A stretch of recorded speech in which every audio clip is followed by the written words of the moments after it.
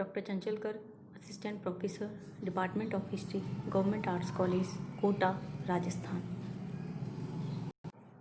Class BA part 2, paper 2, paper name history of Rajasthan, unit first.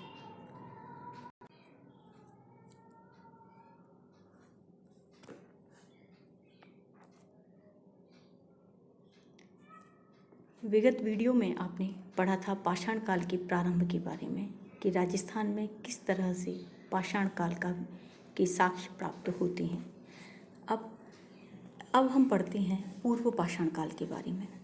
पूर्व पाषाण काल यानी कि मानव जीवन का प्रथम स्तर, जहाँ से हमें ये पता चलता है कि मानव ने अपना जीवन किस तरह से प्रारंभ किया।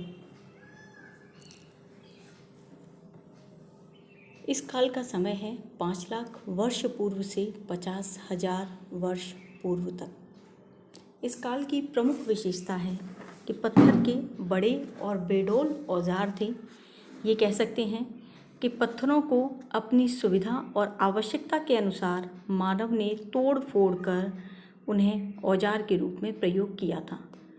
द्वितीय विशेषता है इस काल के मानव को संग्रहकर्ता और आखेटक कह सकते हैं। मानव ने शिकार किया और अपने आगे के लिए सोचकर खाद्य सामग्री का संग्रह करना शुरू किया था। तीसरी प्रमुख विशेषता है भ्रमणशील मानव। मानव अपने भोजन की खोज में एक स्थान से दूसरे स्थान पर घूमता रहता था, इसीलिए यह काल मानव का स्थायी निवास का काल नहीं था। पूर्व पाषाण काल की यदि हम संस्कृति देखें, संस्कृति यानी कि संपूर्ण मानव का जीवन किस प्रकार का था, इसके अंतर्गत पहला हम पॉइंट लेते हैं आदि मानव कि आदि मानव किस तरह का था। सामान्यतः ये कहा जाता है मानव श्याम वर्ण का था, छोटा कद था, नाक चपटी थी, घुंघराले बाल थे और ये सारी विशेषताएं मानव जाति की निग्रोटो प्रजाति के अंतर्गत मानी जाती हैं। इसीलिए ये माना जाता है कि यह मानव निग्रोटो था जो कि अफ्रीका, अरब, ईरान और मकरान से होता हुआ भारत में प्रविष्ट हुआ था। इस समय मानव का जो जीवन था वो पशु तुल्य था। शिकार करना और भोजन के लिए ही इधर से उधर घूमना एकमात्र उसके जीवन का उद्देश्य था। दूसरा पॉइंट है औजार। मानव ने किस तरह के औजारों का इस काल में प्रयोग किया। अपनी उदरपूर्ति के लिए, अपने जीवन की रक्षा के लिए शिकार आदि मानव की पहली आवश्यकता थी और शिकार के लिए आवश्यकता थी हथियारों की।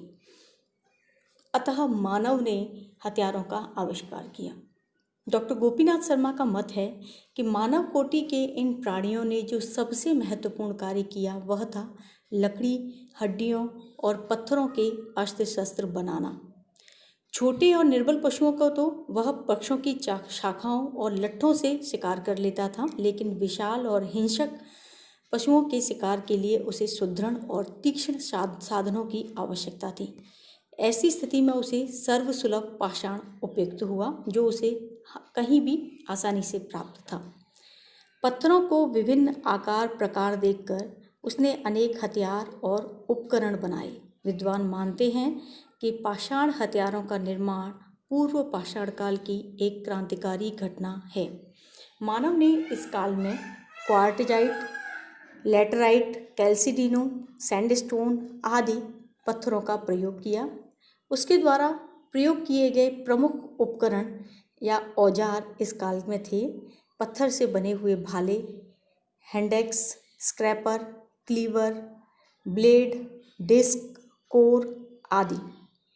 जैसे हस्तकुल्हाड़ी 10 से 20 सेंटीमीटर का एक हथियार था जो एक तरफ से गोल और चौड़ा और दूसरी तरफ से नुकीला होता था।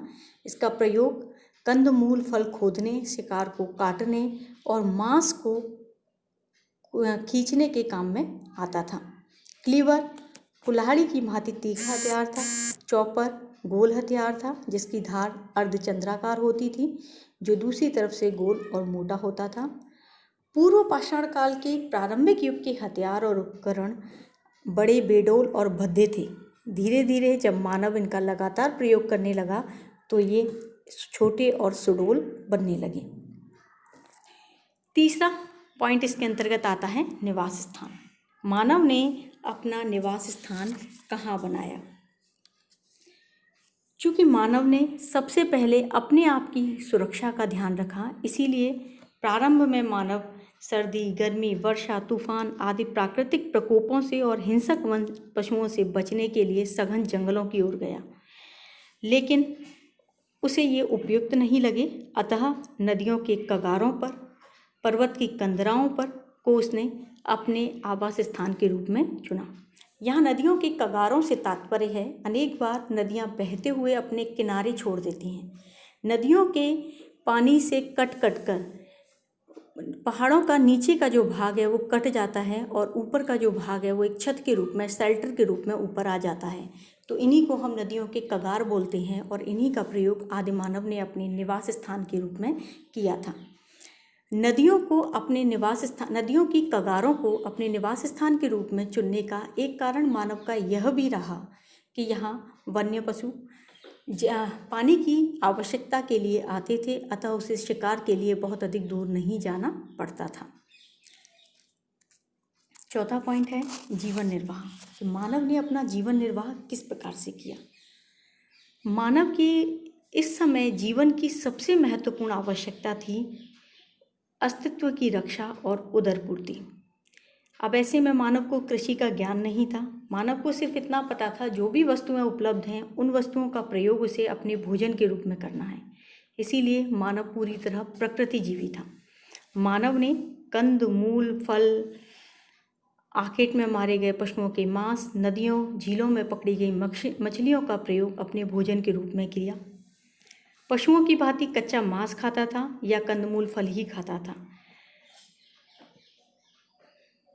मानव चूँकि संग्राहक और आखेट करता था, इसीलिए मानव मुख्यतः प्रारंभ में ऐसे पशुओं को मारता था जिनको वह संग्रह करके या एक स्थान से दूसरे स्थान पर भी आसानी से ले जा सकता था। कालांतर में मानव ने बड़े बड़े पशुओं का शिकार करना भी सीख लिया था। यह हम कह सकते हैं कि शिकार से मानव को 3 प्रकार के लाभ प्रमुख थे। पहला, मृत पशुओं के मांस से उसे भोजन प्राप्त होता था। दूसरा, मृत पशुओं के चर्म से उसे वस्त्र और या तंबू रहने का स्थान प्राप्त होता था। तीसरा, मृत पशुओं के शिकार से उसके अपना जीवन सुरक्षित हो जाता था। इस तरह से शिकार मानव के जीवन की प्रमुख आवश्यकता बन गया। 5वां पॉइंट है आर्थिक जीवन। मानव का इस काल का आर्थिक जीवन किस प्रकार का था?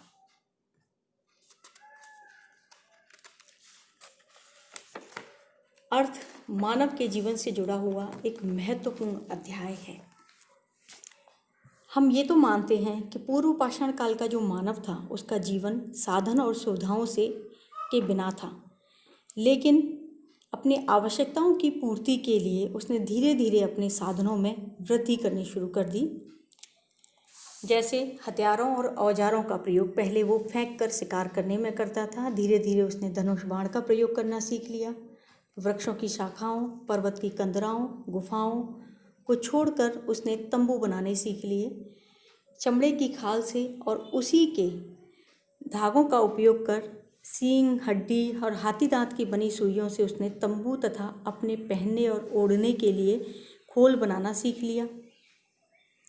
खुदाई में हमें अनेक प्रकार की शंख और कौड़ियाँ प्राप्त हुई हैं, तो ये माना जाता है कि शंख और कौड़ियाँ मुख्यतः समुद्र तटों पर ही प्राप्त होती हैं। तो ये हो सकता है कि विनिमय पद्धति के द्वारा या आदान प्रदान पद्धति के द्वारा मानव इन्हें यहाँ तक लेकर आया। लेकिन दूसरा मत ये भी दिया जाता है कि राजस्थान के उस पूरे भूभाग को हम ये मानते हैं कि उस समय कभी किसी समय यहाँ पर समुद्र रहा होगा, तो हो सकता है इन वस्तुओं की प्राप्ति मानव को वहीं से हुई हो और इनका उसने किसी अन्य अर्थों में प्रयोग किया हो।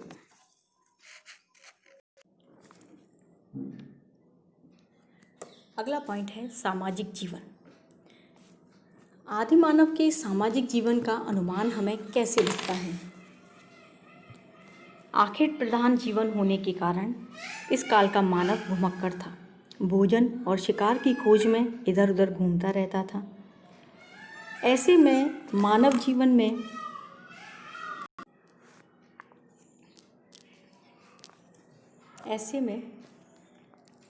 मानव जीवन में किसी प्रकार के व्यवस्थित सामाजिक जीवन या संगठन के अस्तित्व की कल्पना असंभव है, लेकिन साक्ष्यों के आधार पर हम ये तो कह सकते हैं कि परस्पर सहयोग और संगठन की भावना का जन्म हो चुका था।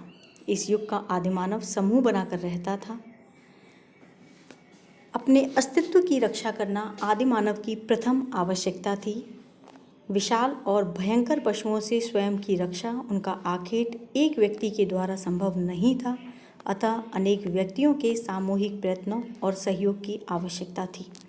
इस आवश्यकता की पूर्ति ने आदिमानव के मस्तिष्क में संगठित रूप में से रहने और सहयोग की भावना को जन्म दिया होगा।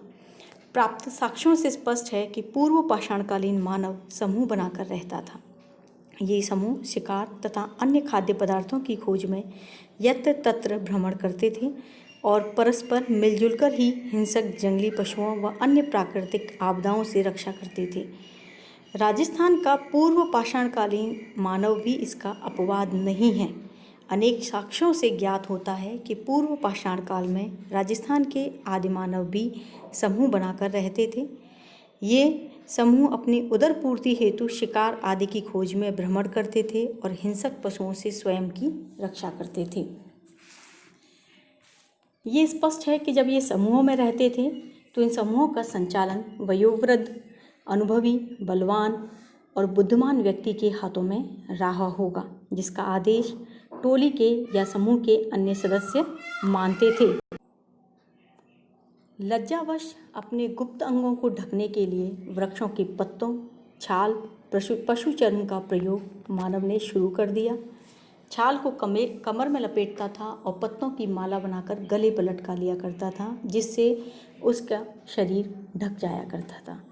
ये भी हो सकता है कि मानव ने लज्जा के स्थान पर सौंदर्य के वशीभूत होकर वस्त्रों का उपयोग करना शुरू किया हो। अगला पॉइंट है धार्मिक जीवन। एक सामान्य मान्यता है कि जब से मानव जीवन प्रारंभ हुआ तभी से धर्म के प्रति उसकी आस्था प्रारंभ हुई। यहाँ मानव जीवन की धर्म के प्रति आस्था स्पष्ट दिखाई नहीं देती, लेकिन ये मान सकते हैं कि जमीन में जो शव गाड़े जाते थे उन शवों के साथ औजार, आभूषण, भोजन सामग्री आदि उपयोगी वस्तुओं को रखा जाता था। शायद मानव का ये मानना था कि मृत्यु के साथ के बाद भी उन सभी वस्तुओं की आवश्यकता पड़ती है जिन वस्तुओं की आवश्यकता अपने जीवन काल में पड़ती है। इसीलिए मानव अपने साथियों के मरने पर उनके साथ आवश्यकता की सभी वस्तुएं रख दिया करता था। कुछ विद्वानों का अनुमान है कि मनुष्य मृतकों को खुले मैदान में छोड़ देते थे, जिसको या तो जंगली जानवर खा जाते थे या समय के साथ ही सड़ गल के अपने आप नष्ट हो जाया करते थे। पुरापाषाण काल का मानव जीवन में क्या महत्व है? यदि आधुनिक दृष्टिकोण से देखें तो सीधे सीधे ये कहा जाता है कि पूर्व पाषाणकालीन मानव बर्बर, असभ्य और पशुतुल्य था, जिसकी कोई सभ्यता और संस्कृति नहीं थी। किंतु यदि उनके जीवन का निकटता से गहन और सूक्ष्म अध्ययन किया जाए तो हमें इस काल में एक मौलिक संस्कृति के दर्शन होते हैं। वस्तुतः यही सभ्यता और संस्कृति परवर्ती काल में मानव सभ्यता और संस्कृति के विकास का आधार सिद्ध हुई। गोपीनाथ शर्मा ने लिखा है कि राजस्थान में प्राचीन प्रस्तर युग के मानव में मौलिक संस्कृति के आधार अवश्य परिलक्षित होते हैं। इतना तो स्पष्ट है कि उसने शिकार करने अथवा कंदमूल बटोरने में अपनी बुद्धि का प्रयोग किया।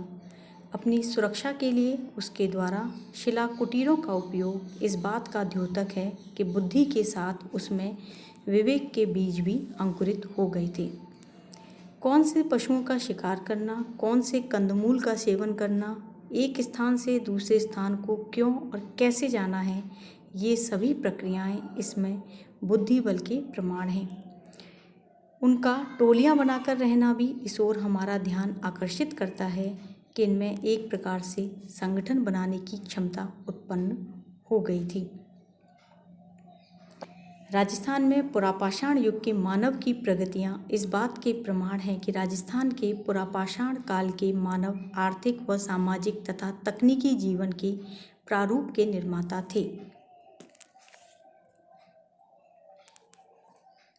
उसके खाद्य अखाद्य कंदमूल फलों के ज्ञान में ही आधुनिक वनस्पति विज्ञान के बीज विद्यमान थे। तत्कालीन मनुष्य ने आखेट के निमित्त पशु स्वभाव का अध्ययन किया होगा। सुगमतापूर्वक उनकी हत्या करने के हेतु उपयुक्त कालों और ऋतुओं का ज्ञान प्राप्त किया होगा। इसी प्रारंभिक ज्ञान से कालांतर में पशु विज्ञान, जलवायु विज्ञान और ज्योतिर्विज्ञान की निसृति हुई। गार्डन चाइल्ड भी वनस्पति विज्ञान, ज्योतिर्विज्ञान और जलवायु विज्ञान का मूल वन परंपरा में ही अंतर्निहित मानते हैं।